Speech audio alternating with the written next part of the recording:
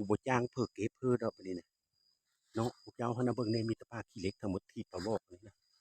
โอ้ขนาดซาดในเอิดเด้อกระดกกระดงคือสิกินแต่เบิดเต็มมาเบิ่งอย่าโตดเบิ่งมื้อนี้เบิ่งแน่หั่นน่ะมาเพาะปลาขี้เหล็กอยู่แม่นหมดนี่นะสั่งให้เขาเก็บก็เขาบ่เก็บเนาะคือว่าแล้วมันเกรดต่ำได้พวกเจ้าอันนี้นะบ่มีเศษบ่มีศักดิ์ศรีค่อยผัดคิดว่าเงินละพอได้คุมื้อนี้นะเงินเสียอย่างละยาได้ ทิศหนึ่งเขาสั่งเอาเถอะนึงทิศหนึ่งเขาสั่งเอาเถอะนึง30 โล30 โลเจ้าต้องหาเก็บแล้วรีดรถแล้วมันนี่นะ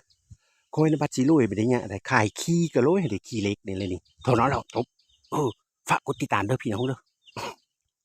กูหูจักบงมึงอยู่แล้วเป็นขี้เล็กเลยเนาะเหม็นหมดแล้วนะเหม็นหมดเนาะมันนี่เนาะเหม็นหมดเลยเนาะ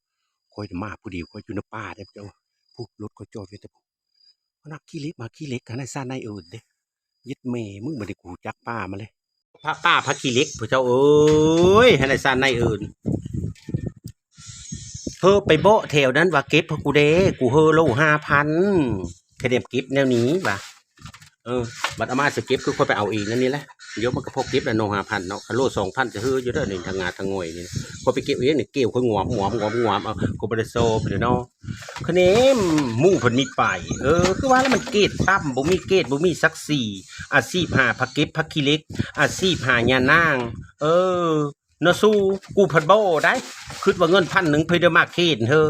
ก็แม่นยาคู่ยังว่าใครได้อันนี้เพิ่นหูดำมีผู้เคนเธอได้สุ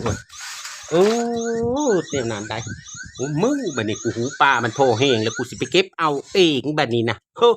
มีอยู่2 เฮกตาร์3 เฮกตาร์ป้าพักกิเล็กดีนะโยดเอาลูอันละอันนี้มันเด็ดคนละมาก้อนเท่านั้นแหละจบเชียวโอ้ยไปเจ้าเอา